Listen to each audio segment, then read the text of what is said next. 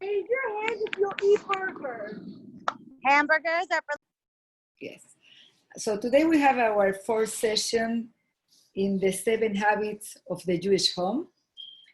And following a little bit with what we spoke last time, our last session was about how our home becomes like a workshop on midot, on our personality improvement, our character improvement. How while living in a marriage relationship or parenting our children, when we live with our loved ones, this is the time for us to improve ourselves, to become better people, to work on those character traits that are perhaps in need of improvement.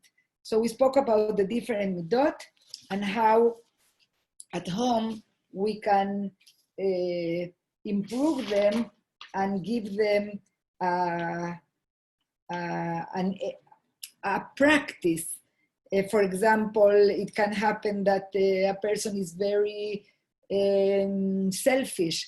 When he lives with another person, he will have to work on that and learn to give and learn to care for others. If you are very impatient, you will have to learn to wait, because that's what happens when you are living with other people. Anyways, marriage is really the best place, even that it triggers sometimes many emotions, is the best place to work on them. Today I chose to, since we cannot, in 7 sessions, we cannot really go on all the midot. Midot is qualities. Personal traits in Hebrew, we say midah. Midah is like a measurement, because we need them in the right measurement, like the spices for the food. A little, too little is not good, too much is not good, like salt. You need salt in the food, but not too much. Same thing with many of our personality traits. We need them to be there. Even those that seem negative, they have something positive, but it has to be on the right amount, no less and no more. So I chose today to speak about the one that I think is that quality that we all struggle with, that is anger. How anger can be the source of most, if not all, of our problems in the interaction with the people with whom we live, with whom we relate. I think anger is the source for the transgressions of most of the mitzvot, ben adam lachavero, a person with his fellow man. Anger is what does not allow us to act in the proper way. So that's why I call the class, control your anger before it controls you. Because it's really important for us to learn how to really have the control on how this affects us in our behavior. Before I go to the practical side of it, I would like to see a little bit what happens in our Jewish sources. Okay, so I'm going to start with Maimonides, Harambam, on his book Mishneh Torah, in Sefer Hamada, in Hilchot Deot, on the 2nd chapter, he speaks, Rambam speaks about how our personality traits have to be brought to the right balance.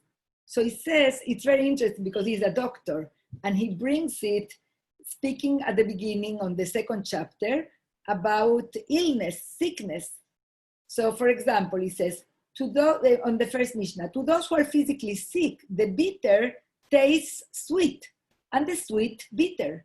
Some of the sick even desire and crave that which is not fit to eat, such as earth and charcoal, and hate healthy foods, such as bread and meat, all depending on how serious the sickness is. He's comparing our personality traits with illness or health. Similarly, he says, those who are morally ill desire and love bad traits, hate the good path and are lazy to follow it. Depending on how sick they are, they find it exceedingly burdensome. So Rambam tells us sometimes our choices, our wrong choices in behaviors are like the wrong choices that a sick person does for things that are harmful for his health. So, and he continues, what is the remedy for morally ill?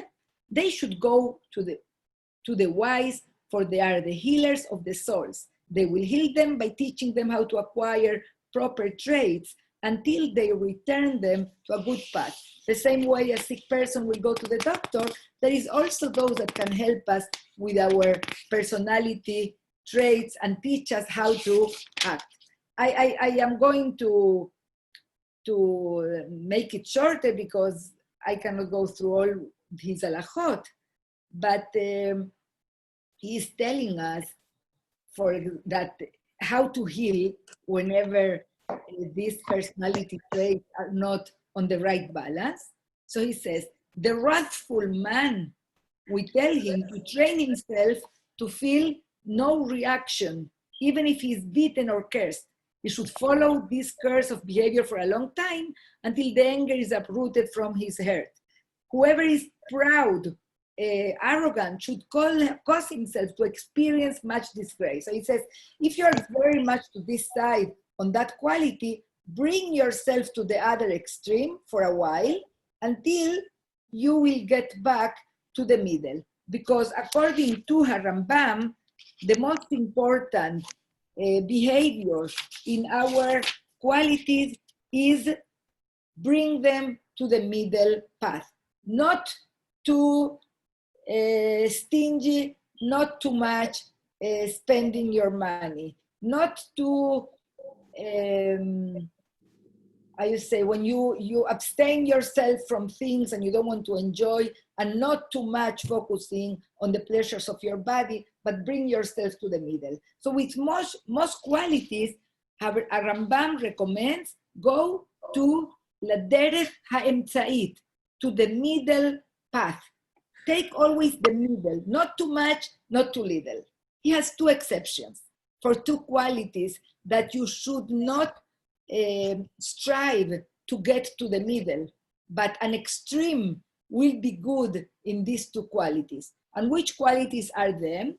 So he says, there are 10 elements. I'm going to mute you, so it's going to be easier for us to listen. Okay. So he said there's two temperaments with regard to which a man is forbidden to follow the middle path. The middle path is not good for these two temperaments. You should move away from one extreme and adopt the other. What are these two qualities? One of them is arrogance, to be arrogant. Rambam says, if a man is only humble is not enough. He must hold himself lowly and his spirit very unassuming. I'm not going to speak about this, but it doesn't mean not to have self-esteem for those that feel a little bit uncomfortable, but the Rambam really tells us and recommends us stay away from arrogance, because as we have in the book of Devarim, if you are haughty, if you are arrogant, it will bring you to forget Hashem. Okay, so it's very bad according to Rambam. The other quality that a Rambam brings as a quality that we don't have to bring it to the middle, but we have to stay in the extreme that keeps us away from it, is anger.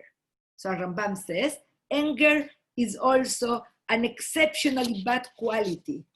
It is fitting and proper that one move away from it and adopt the opposite extreme. He should school himself not to become angry, even when it is fitting to be angry. But then he brings an exception, and he speaks to parents and educators. If he should wish to arouse fear in his children and household or within the community, if he is a communal leader and wishes to be angry at them, to motivate them to return to the proper path, to educate, to show that the action is negative and should be changed, he should present an angry front to them to punish them, but he should be in worldly calm. This anger has to be only external for the sake of teaching, for the sake of education, tells us Harambam. Harambam says inside should be calm, which means you should not act on your feelings, but with your rational. You are in control. You are doing this because you want to teach a lesson. You are doing this because you want your kids or your students or whoever, you want them to understand that that action, that activity is negative and is not going to be tolerated. Like imagine a father or a mother that see a child that is, I don't know, drawing on the walls, and you understand, he's a little boy, it's normal, he's a toddler, it happens, but I want him to stop. You say, in this house, we don't draw in the walls, we draw only on paper. And I don't want to see this anymore, but it didn't make you angry. It didn't affect your emotions. You were in control.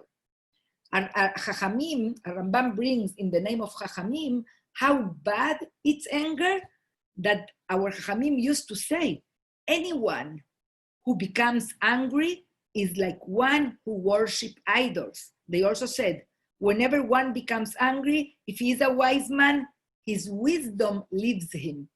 If he is a prophet, his prophecy leaves him. The life of those that are angry is not true life. What do you mean his wisdom leaves you, his prophecy leaves him? It's like you lose the ability to think rationally. And we saw that in the parasha of last week, that whenever the men of Israel sinned with the daughters of Midian, Moshe did not bring the halacha on certain things. It was Tevilat Kelim, I think. He forgot it. Elazar had to bring the halacha because he got angry. His emotions took over. So his prophecy went. He wasn't able to think, or his knowledge left him. So it's very important for us to see how our Chachamim demanded from us to stay away from this bad quality that is anger. Therefore, says Rambam, they have directed that one distance himself. Chachamim told us, distance yourself from anger and accustom yourself not to feel any reaction, even to things which provoke anger. This is the good path, according to Rambam. Be patient, bear with me. I'm still not in our level. I'm still not translating it to our lives. Another source that I want to share with you, and I think that we studied this together when we studied Pirkei Avot. In Pirkei Avot, in the 5th chapter of Pirkei Avot, Mishnah Yud Aleph, Chachamim speak with us about 4 ways of behavior. Arba midot badeot. And that, wow, I am going to leave you for a second and bring my charger. I see, I didn't realize I don't have battery. Give me 1 second, okay? Sorry.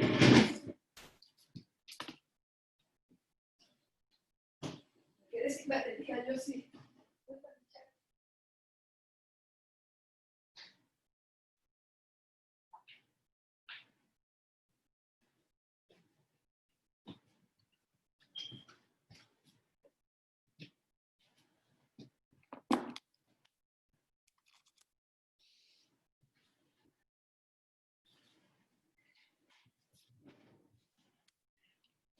I apologize. I hope you are not angry with me.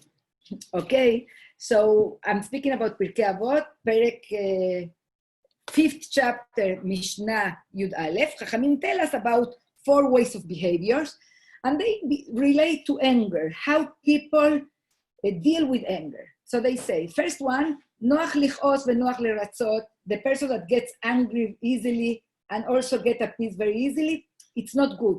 Yatzas chalo be'efsedo. The reward that you have for not getting angry easily gets lost. For appeasing yourself easily gets lost by the fact that you get angry at anything. So easy. Kashe lichos, kashe leratzot. You don't get angry easily, but when you get angry, it's so difficult to appease you. That's also not good, because you get angry. So whenever you get angry, it's so hard to deal with you. That is also not good. The middle one that they bring is the positive one. They say, קשה לכעוס ונוח לרצות חסיד. Who is the proper, what is the proper behavior? Who is the right one on this relationship with anger? They say, קשה לכעוס ונוח לרצות. When a person is difficult to get angry, doesn't get angry easily, ונוח לרצות, but so easily get a peace. Even when he's angry, somebody speaks with him coming down, okay, that's it, I forgive. That's it, I'm not holding any grudge. They say this is a Hasid. Now, why did I bring this Mishnah? And then they speak about the Rasha that is always getting angry and never getting a peace. But why did I bring this Mishnah? Because Chachamim, when they speak about the ideal level of behavior in relationship with anger, they don't say a person that never gets angry. They don't say that. They say a person that randomly gets angry, that is difficult for him. It doesn't happen easily that he gets angry. So Chachamim are acknowledging here what is the human nature, that getting angry is normal. It's something that happens. Now, there is another source that I wanted to mention to you in Masechet Eruvin, that Chachamim say, Ha'adam nikar bekiso, bekoso, ubekaso. You can recognize a person by kiso, which is, there is a game of words here. Kiso is his pocket, koso is his cup, and kaaso is his anger. Which means, Chachamim say, there are these three catalyzers to identify the personality of a person. You want to know how is this person? Check on him. You know when you should check on him, you should observe him, you should see his behavior in three situations, and I'm going to only focus on one of them today, but they spoke about three situations. They say, Bekiso is with his pocket, which means how does he act in regards with money? How generous he is, how stingy he is, how much he's willing to sacrifice everybody around him for money. How is money important for him? We're not going to speak about it today. The other one is koso, on his cup, which means relationship with drinking. How is he with drinking, which means how able is he to restrain himself with drinking, with addictions, with the things that are perhaps not good, but is attractive to them. So there you can see how is a person with his self-control, with his behavior, with his attitude towards this. And the third one, the Chachamim tell us, Adam nikar bekaaso. A person can be identified or recognized on his anger. How does he act with anger? How often does he get angry? How does he behave when he's angry? Some people are very are experts in controlling themselves with strangers. They're going to control their anger, but when they're with the close people to them, anger is let free, and Hashem Ishmor. We have to stay away from these people. So Chamim tell us, you want to know how he's a person? Check him on kaso, on his anger. I would say this is good even for shidduchim. You are dating, you wanna check, is this the right person? Don't rush. Try to see him in situations that trigger anger. And what situations trigger us to get angry, this is what we're going to speak about. Okay, now I want to clarify something about what I read about a Rambam. It's important, and this I've read a lot from Rabbi Twersky, that is a psychiatrist, from Dr. Pelkovich, from Sarah Hannah Radcliffe, from many psychologists and experts in feelings and relationships. So all of them agree on one thing. We have to learn to differentiate between the feeling of anger, when I feel angry and the expression of anger. Okay, so there is 2 steps. The feeling is perhaps the thing that comes naturally, that is human, that all of us experience it, some of us more, others less. Now we're going to speak about, is there anything I can do about that? Because feelings are feelings, and feelings are allowed, and it's important to recognize the feelings, and it's important not to repress the feeling, because if I repress it, it's going to come out in a negative way. Like if my house, if a person's house as a child, he was never allowed to express himself when was angry, and always repress and swallow things that bothered, that's going to come out in different ways related to health, to mental health, to physical health, in explosions of anger whenever is less expected. So we, at no point in this short class about anger that requires perhaps a whole workshop or seminar, we are not speaking about the feeling. We're not speaking about eradicating that feeling. First of all, it's important because the feeling of anger is more like a signal. It's important that things need to make me angry. Injustice has to make me angry. It's like a signal to act, to do something, because whatever is happening around me is not right.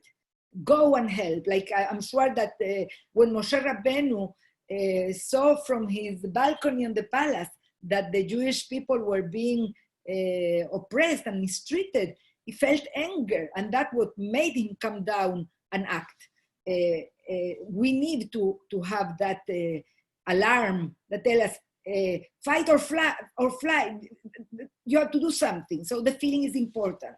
The question is, when do we feel that feeling? How often do we feel that feeling? And what do we do with that feeling? Okay? Now, Rambam, when he speaks about eradicating anger, I think that is mainly speaking about the expression of anger.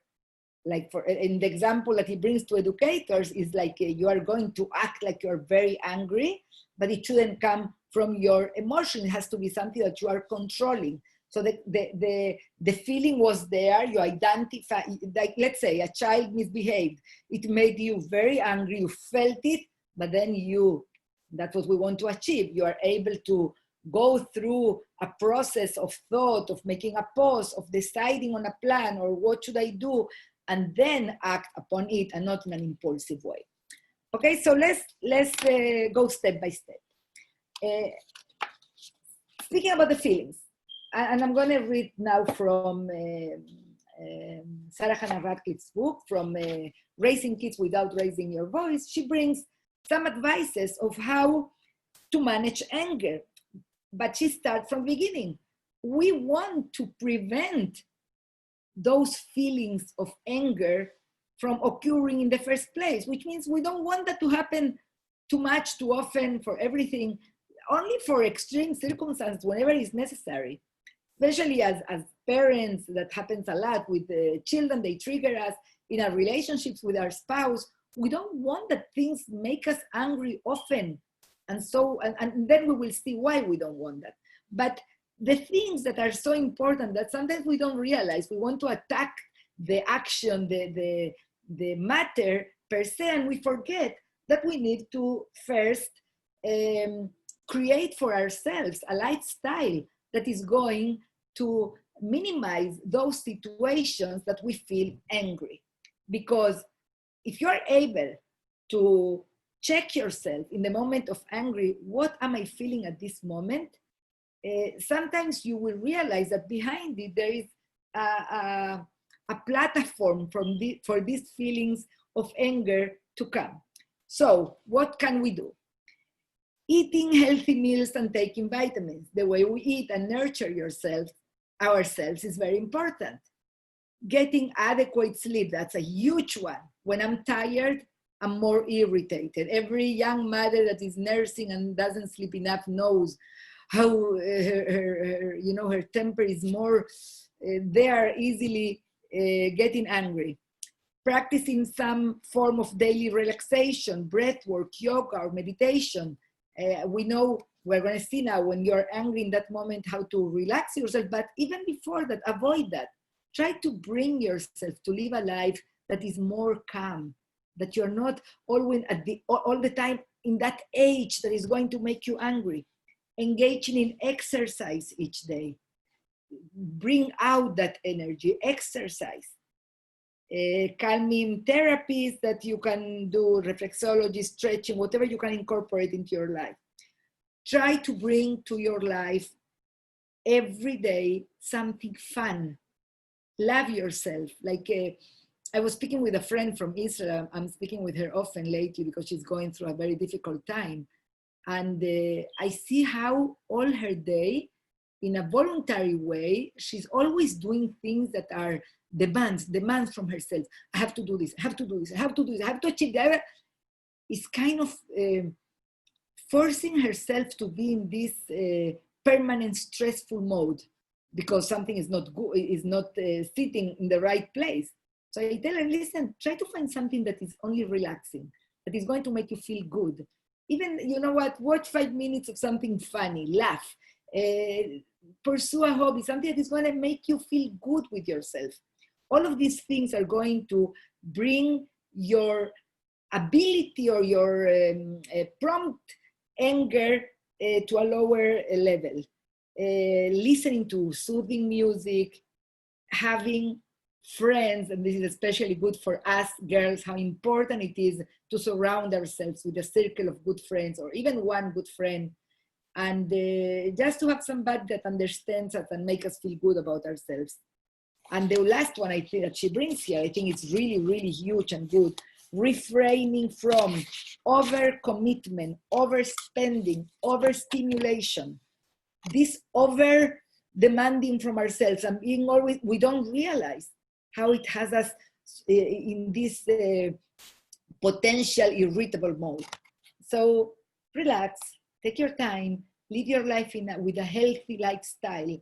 All of this, of course, whenever it's possible, if you are with a baby that you are nursing and a toddler and a 5 years old and all of them requiring your attention, you will also need to find a way to give yourself some gratifying experiences and calm yourself down. Because if not, if we are irritated, if we are tired, if we don't eat enough, if we are there. We are like about to explode. Any single thing that happens around us will trigger that feeling of anger. So this is very, very important. Prevention.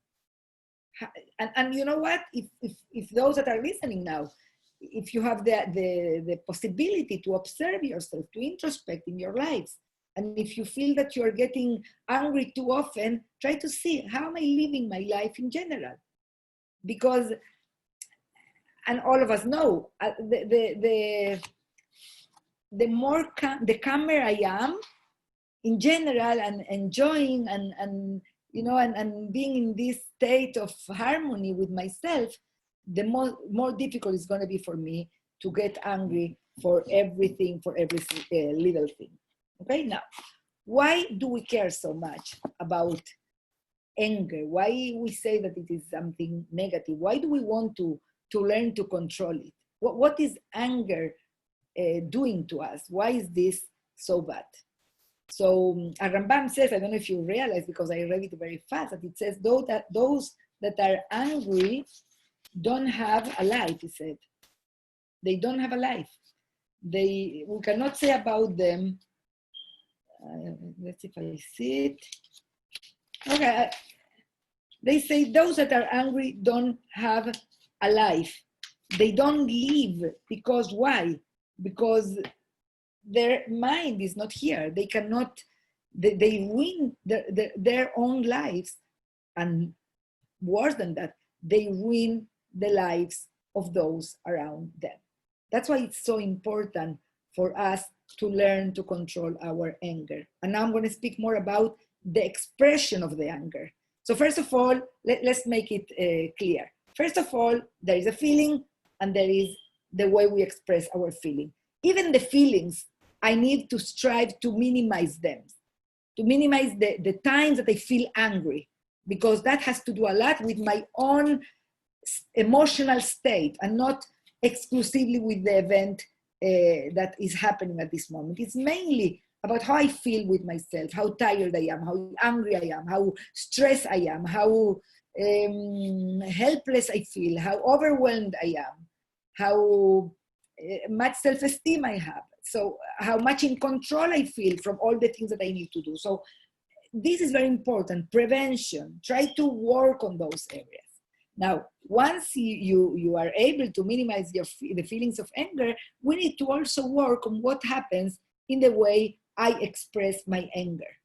And I was about to say, why is this important? Because anger and expressing the anger is very, very harmful and negative. First to myself, as I said, I don't have a life. It's bad for my health. It's bad for my physical health, for my emotional health. It can bring severe emotional damage. It can affect, it can bring heart problems, inflammation, affects the immune system. All of this, of course, is proven with research. And it hurts the emotional well-beings of those around me. Even if I am a person that gets angry not often, but my explosions of anger are very strong, those that live around me are going to be walking on shells. They're so scared. They're so careful not to cause me to get angry, because it's terrible to see me. I become a monster, and it's I have to stay away from you. I have to keep you or ourselves away from strangers, from others, to see you acting in these ways, because it causes me embarrassment. If we speak about husband and wife, of course, it ruins the relationship. We say things that hurt the other person, even in ways that we don't even feel them when we say things. We say things that we're going to regret after that. I don't think there is anybody that can say, oh, it never happened to me. We all know how much we would pay to take back those comments that we said, hurting and harming the people that we love. If we speak about parenting, as parents, how important it is for us to learn to control that expression of anger. You know, children that live with a mother or a father that are explosive, that are always acting with anger, you'll see them the 10 first years of life, they will live with it. They will take it. And you can think that it's working. Wow, I'm making them brush their teeth. I'm making them go to sleep. I'm making them do their homework. So anger is working. After 10 years, they are not going to live anymore with that. They're going to become disrespectful. They're going to become defiant. They're going to disconnect themselves from their parent in the relationship and create that barrier where you are not able anymore to influence, which is the ability that parents need the most in this process of parenting. We want this relationship of love to exist there because of the importance of it, but also because we need to be teachers, we need to be educators of our children. And if they disconnect themselves from us emotionally, that's it. There is nothing I can do. The things that I say are going to enter from here and leave from there. So anger can really, really damage.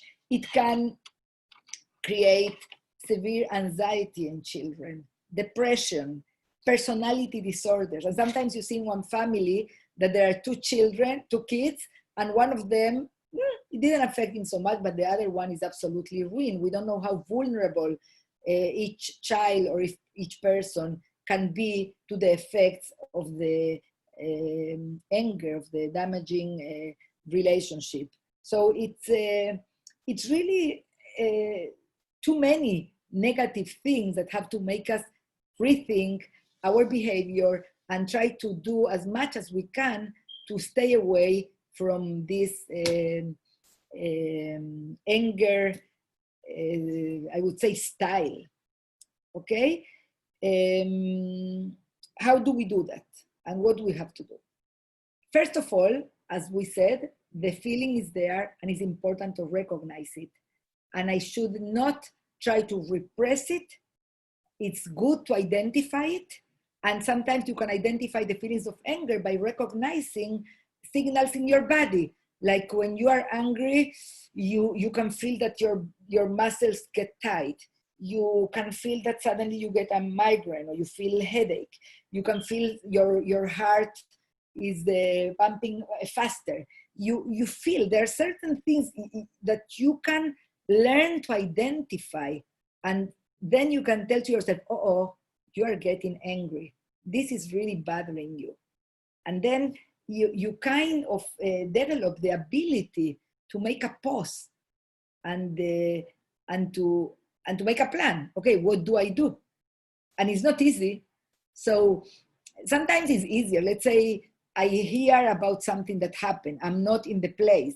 Let's say I hear that this friend of mine is speaking behind my back, and it really makes me mad with all what I did for her, with this and this and that, and she shows herself so nice next to me. How dare she? So I am not next to her, there is a distance. So it's easier for me to give myself time. And the best advice in that case will be sleep on it. Sleep on it, don't react now, tomorrow. Make the decision to react tomorrow, as long as you can, whenever it's possible, and you are not in the middle of you are not in front of the person, and in the moment of the reaction when it's more difficult, we're going to see what to do then. Whenever it's possible, just postpone the reaction. This really made me very mad, but make yourself the habit to say, I'm going to react tomorrow. Tomorrow I will take care of this. You can even, it helps a lot, journaling, writing down the reaction that comes in the moment, write it with a lot of red pen and big letters, and bring your anger into the paper. Sometimes it will help you to release that feeling, and then you can tear that paper, or you can just keep it and think about it the next day and do it. Okay, so this is one thing that we can do whenever it's not in the moment. I wanted to say something. Okay, it will come to me. So now what do we do whenever it's happening now? I am triggered. I don't know, it could be, as we mentioned before, a child writing on the wall, or my kids don't want them to make their homework, or they are fighting, or my husband forgetting all the time everything I asked from him, or ignoring me, or not remembering my birthday, things that happen in the moment. So first, it's important to learn to identify that some things really deserve my anger. And there are things that should really, that trigger that feeling, but many things are not really deserving of my anger. Like, for example, a 3-year-old that spills the milk, why should I be angry for something that is so normal and natural in toddlers? Or a teenager that doesn't wake up early in the morning. If I teach myself to understand how teenagers are and how they behave, and this is normal, it's good to educate myself also, to have a little bit of self-awareness for what things make me angry. And usually what things make us angry? When things are not the way I expect them, things are not my way, then I get upset. I have certain expectations, they are not met, then I get upset. So check your expectations. Are they realistic? Is this normal? Is this common? You know, today I think all of us already have heard very often regarding relationship between husband and wife, spouses, how different we are, how different we act. That, for example, that a man that comes from work that is overwhelmed with the problems of the day needs a little bit of time for himself. So if I educate myself, if I know this, if I check my expectations, I realize that if I'm expecting him when he comes from work, sit with me and tell me about his day, I am having an expectation that is not realistic, because this is not the way most men work. So if I know that, then it's not going to make me angry. So check your expectations. How sometimes it's about me. Let's say I'm a very perfectionist person. If I'm a perfectionist, I don't forgive any mistakes, not in myself, not in others. So also learn to recognize that. Perhaps you need to work on that. And then also the level of the amount of the situations that make you angry will get less, will minimize, because you are getting angry for things that are really not making any sense. The same way we don't get angry for a baby that wakes us up in the middle of the night, because that's what we expect, that babies in the middle of the night will wake us up. But if it's an adult, we will get upset. So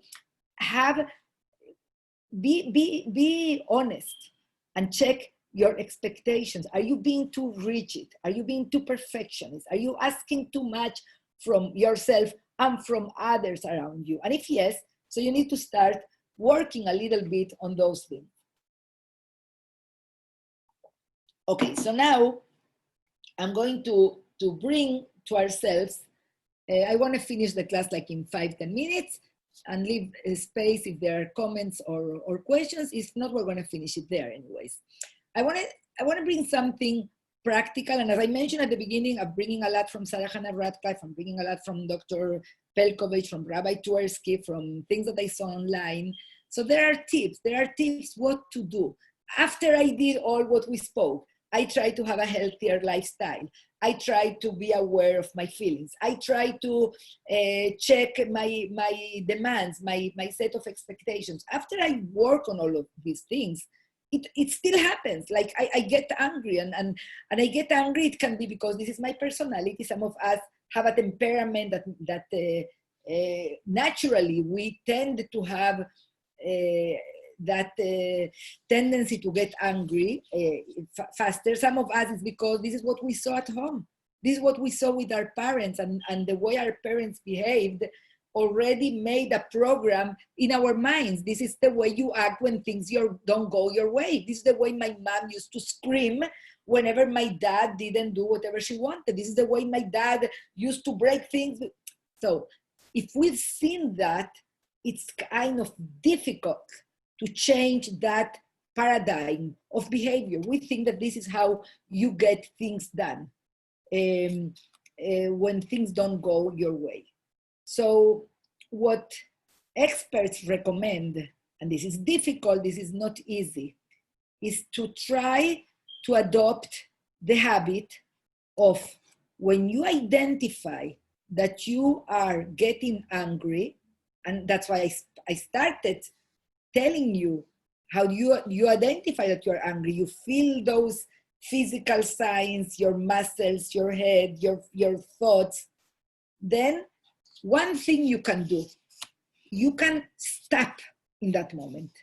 Because again, the feelings can be there. Feelings can be allowed. What we don't allow is certain behaviors. The fact that I feel angry is not a permission for me to hurt others. It's not a permission for me to lose my dignity, to affect my children's self-esteem, to ruin my marriage, to anything that we do out of anger. So what do I have to work on? The ability to stop in the moment. And how do you do that? Okay, I'm getting angry. I have to realize this is becoming dangerous. Let me stop. So I'm stopping. I'm just stopping. How do I stop? By removing myself from the place. And you recognize, wow, I'm getting angry. I better go to my room. I better sit down. Let me go to the shower. Let me go take a walk.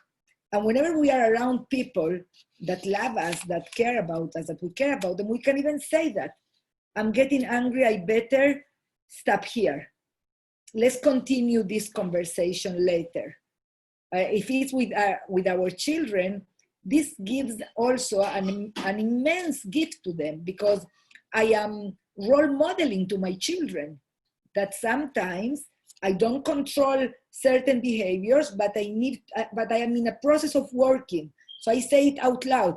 I'm getting angry. I don't want to say things that I'm going to regret, so I want to stop now. I want to stop, or I want to sit, or I want to go to the other room. Let me think about it. Let's continue this conversation later. So if we want to work on something, this will be a very important point to work on it. Stop. Stop. You don't need to continue. You find yourself saying negative things. Okay, you know what? I'll continue later. Okay?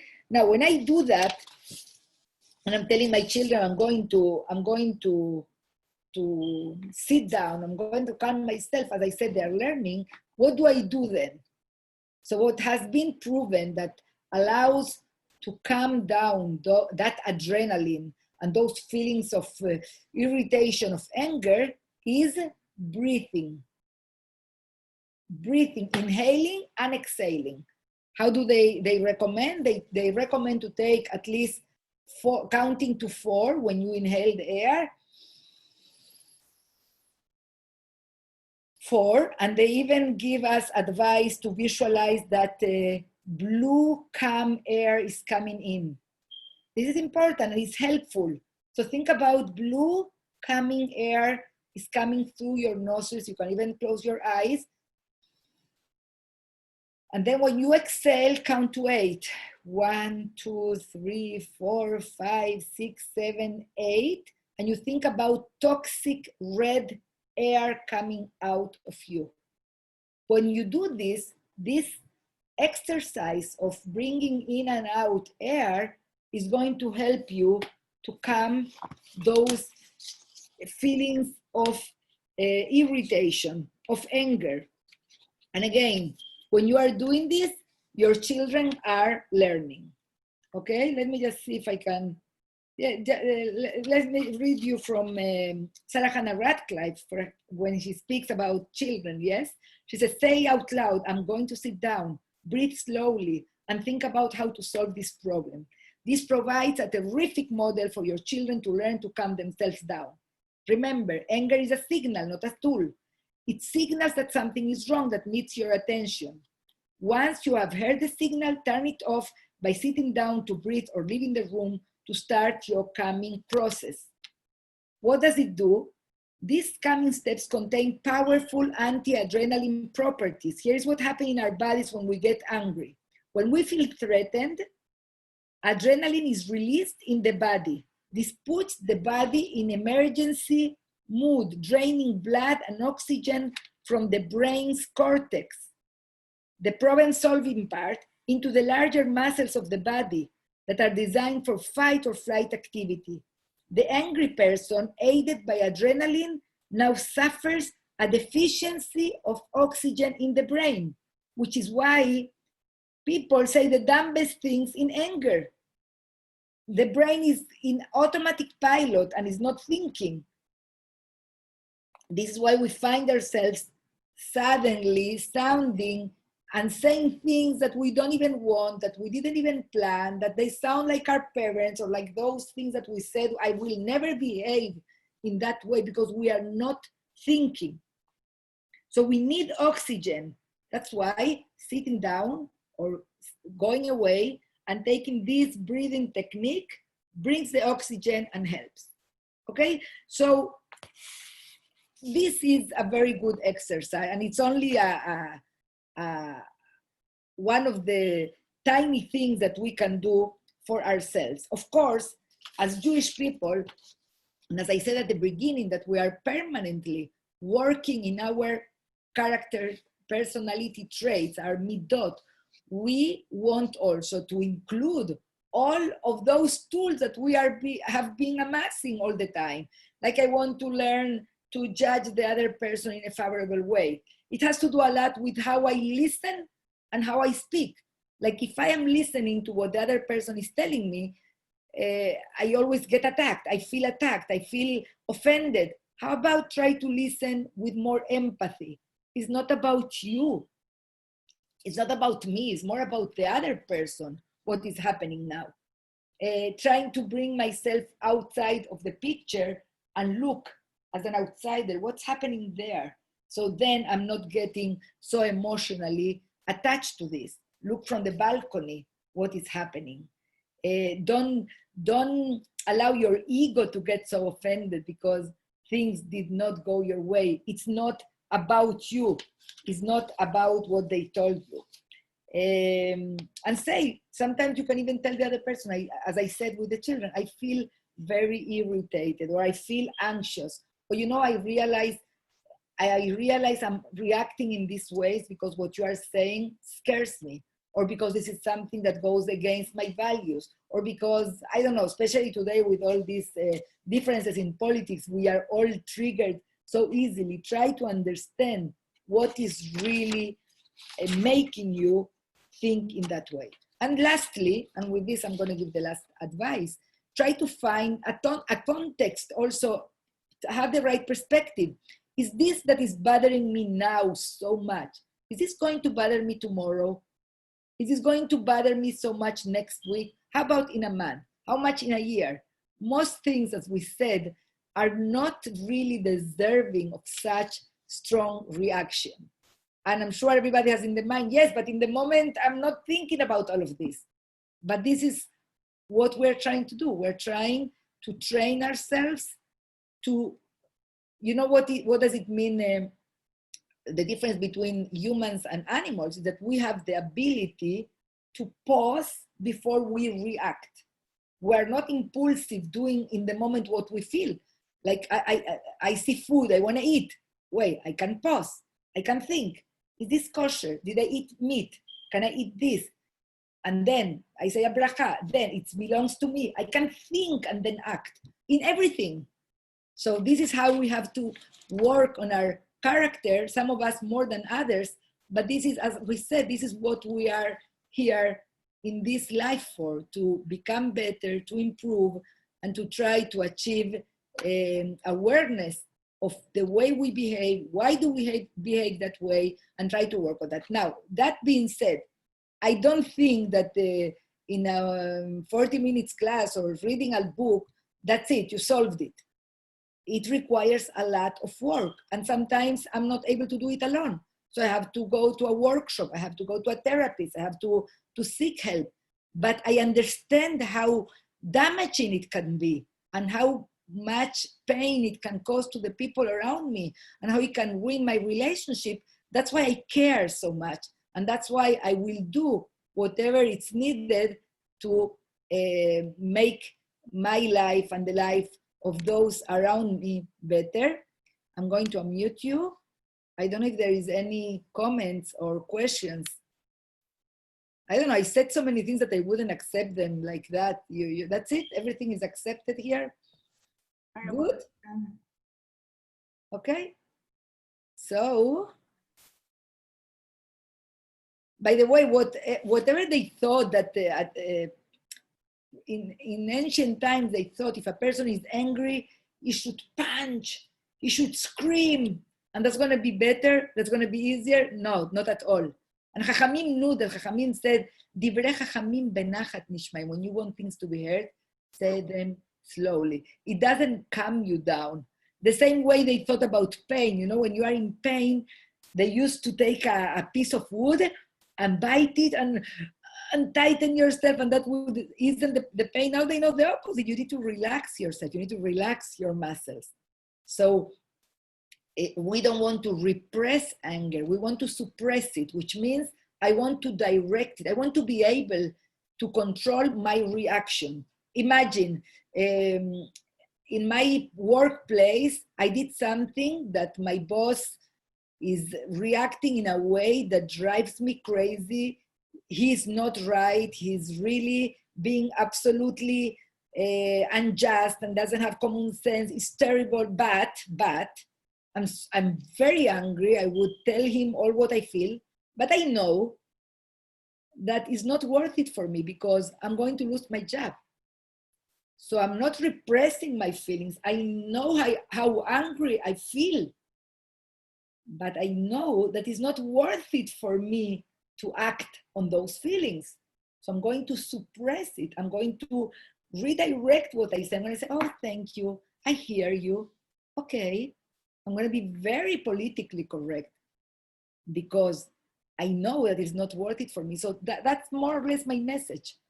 You feel angry, it's so harmful, it's so damaging what you can do if you allow, if you give free ride to those feelings to express whatever they feel and whatever they want, that you cause so much damage and so much, it's so bad for you and for the people that you love around you, that it's worth it to work in controlling and in channeling the way we are going to react. Okay, so thank you everybody for being here and have a great day.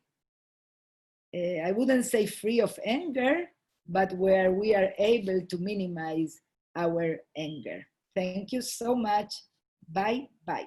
Thank you. Bye. Thank you. You are welcome. Thank you so much. Thank you, Mrs. Vuitton. Bye. Thank you.